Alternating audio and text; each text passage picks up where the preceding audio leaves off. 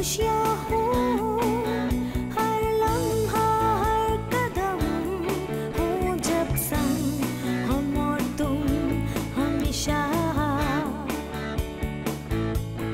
खुशियाँ ही खुशियाँ हो हर लम्हा हर कदम। अस्सलाम वालेकुम नाज़रीन, मैं हूं मिशी खान और आप देख रहे हैं थैंक यू सनोफी अवेंटिस।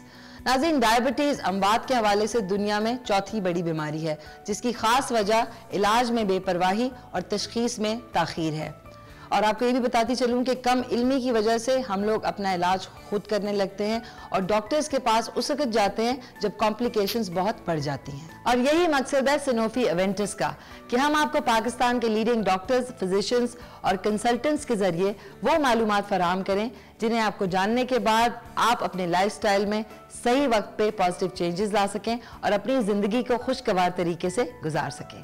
और इसी कोशिश को सराहते हुए हम कहते हैं thank you Sanofi Aventis, because health matters. खुशियाँ ही खुशियाँ हो हर लम्हा हर कदम। क्योंकि पेशेंट बेनिफिट ही सनोफी अवेंटिस की अवलीन तरजीह है। आइए आपको दिखाते हैं एक शॉर्ट स्टोरी। इस नौजवान का नाम आमिर है। इसने स्कूल के ज़माने में क्रिकेट सीखी, कॉलेज की टीम का कैप्टन रहा और अब कौमी टीम के कैंप में हिस्सा लेने की तैयारी कर रहा है। आमिर के बारे में इसके कोच जमशेद साहब का ख्याल है कि ये आगे जाके कौमी टीम के लिए एक बड़ा सरमाया बन सकता है।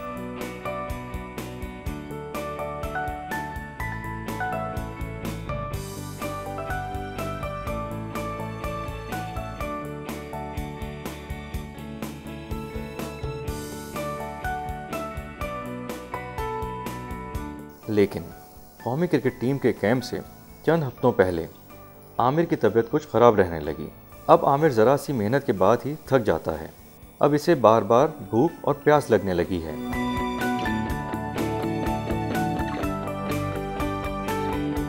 और अगर प्रैक्टिस के दौरान इसे चोट लग जाए तो ज़ख्म कई दिनों तक ठीक नहीं होता।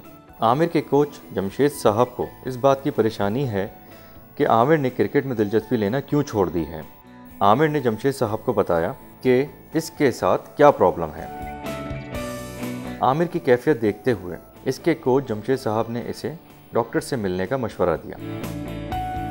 डॉक्टर साहब ने आमिर की ब्लड शुगर लेवल की रिपोर्ट देखकर बताया कि इसे डायबिटीज़ है। आमिर ने समझा कि शायद इसका पूरा करियर अब ख़त्म हो गया। इसकी इस परेशानी को देखते हुए डॉक्टर साहब ने इसे समझाया कि अगर वो अपने खाने पीने में एहतियात करें, बाकायदा वर्जिश करें और डॉक्टर की हिदायत पर अमल करें तो एक भरपूर नॉर्मल ज़िंदगी गुजार सकता है।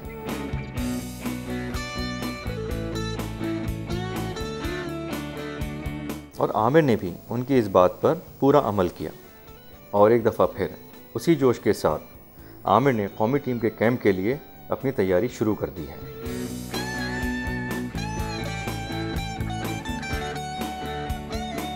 खुशियाँ ही खुशियाँ हो हर लम्हा हर कदम। आइए नाजरीन, देखते हैं मिस्टर सनी आज डायबिटीज़ या हाइपरटेंशन के बारे में डॉक्टर से क्या पूछते हैं। Thank you Sanofi Aventis. Doctor साहब, डायबिटीज़ क्या होती है? डायबिटीज़ जिसको उर्दू में ज़ियाबीतस कहते हैं, ये एक ऐसा मर्ज़ है जिसमें बुनियादी तौर पे जो इंसान के जिस्म में जो इंसुलिन की कमी हो जाती है या फिर वाक़तन कमी हो जाती है या फिर उसका असर कम हो जाता है। डॉक्टर साहब, डायबिटीज़ की कितनी इकसाम है? ब्रॉडली यानी प्रैक्टिकली हम दो में डिवाइड करते हैं, टाइप 1 और टाइप 2। टाइप 1 जो है वो बच्चों में होती है और वो 15 साल से कम उम्र होते हैं और वो जिस्म उनका जो है वो दुबला होता है, वज़न ज़्यादा नहीं होता। जबकि टाइप 2 उसके बरक्स होती है, 20-30 साल से ऊपर होती है, वो ज़्यादा वज़न बढ़ा हुआ होता है मरीज़ का और बड़ी स्लो ऑनसेट होती है टाइप 2 डायबिटीज़ की। अगर टोटल 100 हम मरीज़ लें डायबिटीज़ के तो 95% को टाइप 2 होगी, 5% को टाइप 1 होगी। डॉक्टर साहब, डायबिटीज़ की अलामात क्या हैं?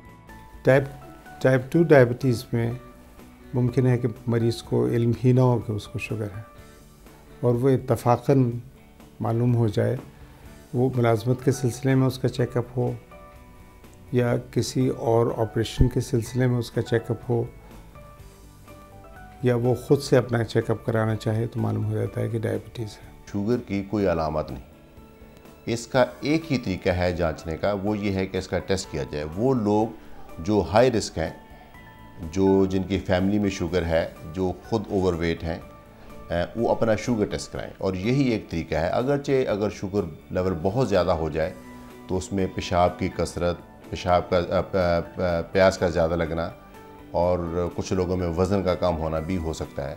डॉक्टर साहब, डायबिटीज़ किन लोगों को होने के इम्कान ज़्यादा होते हैं? देखिए, शुगर जो टाइप 2 है, जो मैंने अर्ज़ किया कि 95% शुगर के मरीज़ों में होती है, उसमें दो तरह के रिस्क फैक्टर हम कह सकते हैं। एक वो है जो हम चेंज नहीं कर सकते, कुदरत की तरफ से हमें मिल गए हैं।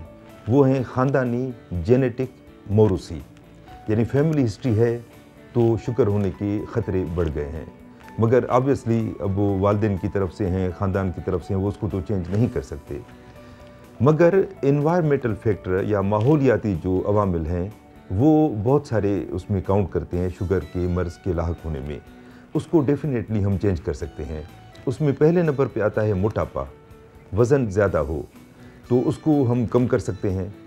उसके अलावा जो सेडेंटरी लाइफ स्टाइल कहते हैं, सारा दिन बैठे रहने का काम, सुबह से शाम तक ऑफिस में बैठा है, क्लर्क है या लिखने पढ़ने का काम है, कंप्यूटर पे आजकल बहुत काम हो रहा है, तो उसकी वजह से एक्सरसाइज नहीं हो पाती।